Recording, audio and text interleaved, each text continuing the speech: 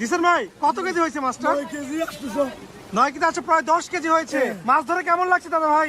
আপনার কত নম্বর পুরস্কার জিসান ভাই? কত নম্বর পুরস্কার হলো?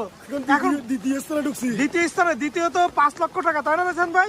জিসান ভাই কোথা থেকে আসছেন আপনি? চট্টগ্রাম থেকে। চট্টগ্রাম থেকে আমাদের জিসান ভাই চলে আসছে, কিন্তু বড় একটা কাতল মাছ ধরেছে, 10 কেজি ওজনের কাতল মাছ। ভাই মাছ ধরে কেমন লাগছে জিসান ভাই? আলহামদুলিল্লাহ ভালো।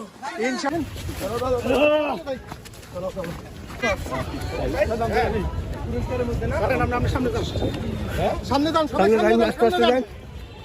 আস্তে আস্তে ইনশাআল্লাহ। হ্যাঁ কত